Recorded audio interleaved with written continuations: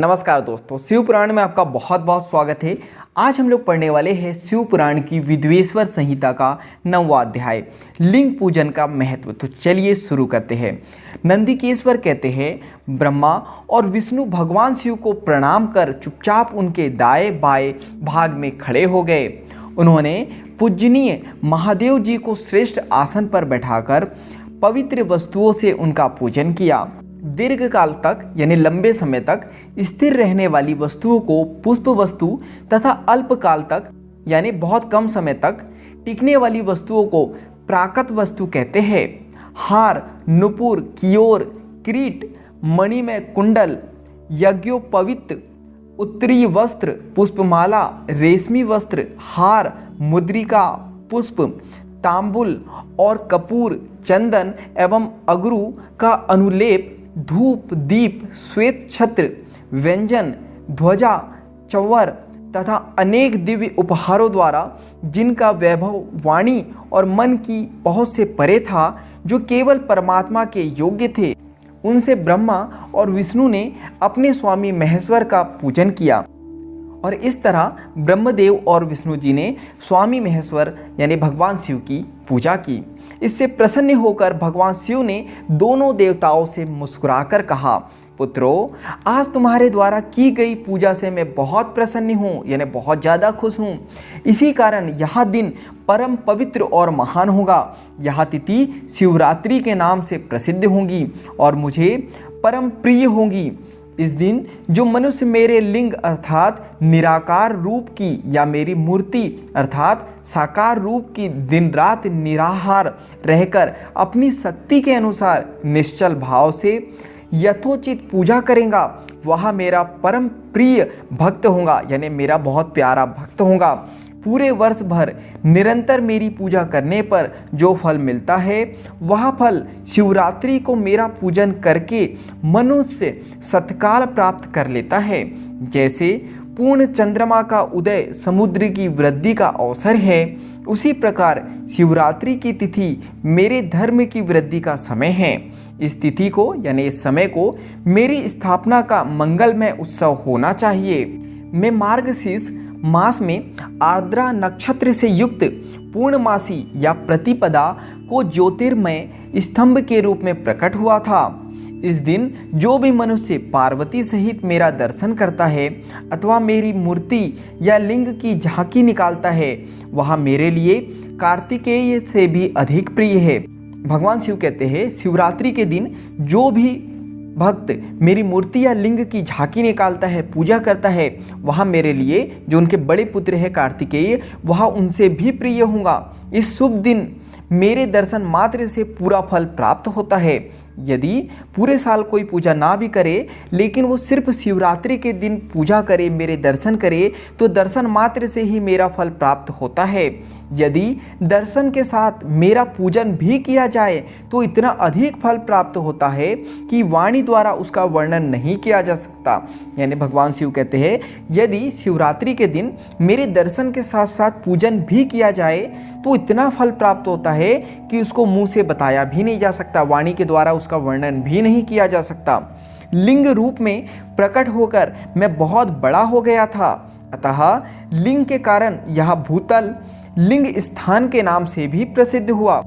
यानी जो भगवान शिव का जो लिंग है वो इतना बड़ा था कि वो भूतल से लेके आसमान तक के था।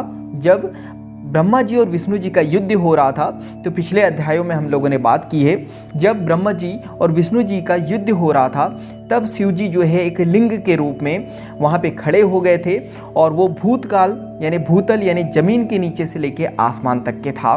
तो अतः लिंग के कारण यह भूतल लिंग स्थान के नाम से भी प्रसिद्ध हुआ।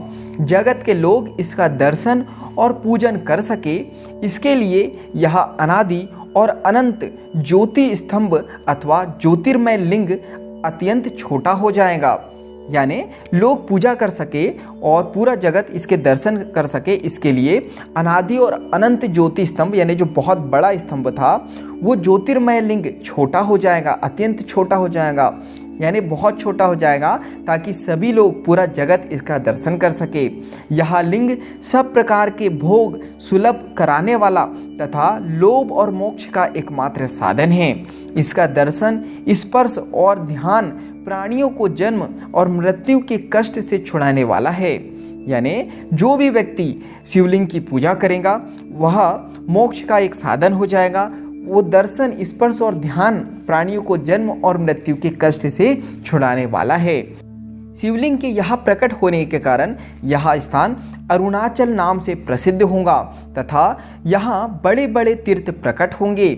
इस स्थान पर रहने या मरने से जीवों को मोक्ष प्राप्त होगा। यानी जो भगवान शिव है उनका जो यहाँ पे लिंग प्रकट हुआ था उस स्थान का नाम अरुणाचल होगा।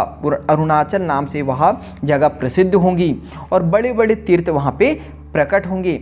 और इस स्थान पर रहने या मरने से ही जो जीव है या जो व्यक्ति है या जो भक्त है उसको मोक्ष प्राप्त होगा। मेरे दो रूप है, साकार और निराकार। पहले में स्तंभ रूप में प्रकट हुआ, फिर अपने साक्षात रूप में। ब्रह्मा भाव मेरा निराकार रूप है, यानी उसका कोई रूप नहीं है, कोई आकार नहीं है। तथा महेश्वर भाव मेरा साक्षात रूप है, यानी जो महेश्वर भाव है वो मेरा रूप है, साक्षात रूप है। ये दोनों ही मेरे सिद्ध रूप है। मैं ही परब्रह्मा परमात्मा हूँ। जीवों पर अनुग्रह करना मेरा कार्य है।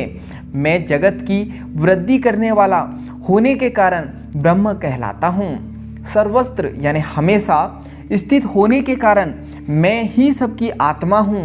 सर्ग से लेकर अनुग्रह तक जो जगत संबंधी 5 कृत्य है, यानी जो 5 काम है, वे सदा ही मेरे हैं।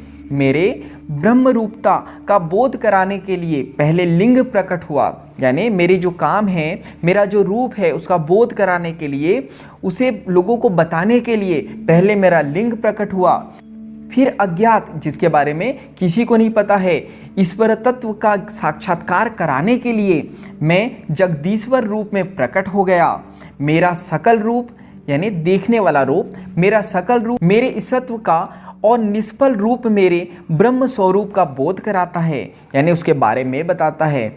मेरा लिंग मेरा स्वरूप है, यानी जो मेरा लिंग है वही मेरा रूप है और मेरे सामीप्य की प्राप्ति कराने वाला है, यानी मेरे समीप की प्राप्ति कराने वाला है।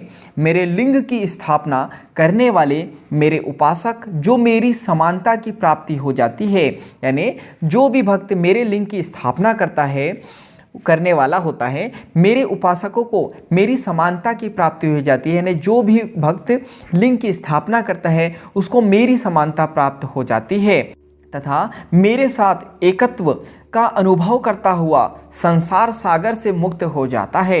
वह जीते जी परमानंद की अनुभूति करता हुआ शरीर का त्याग कर शिवलोक को प्राप्त होता है, अर्थात मेरा ही स्वरूप हो जाता है।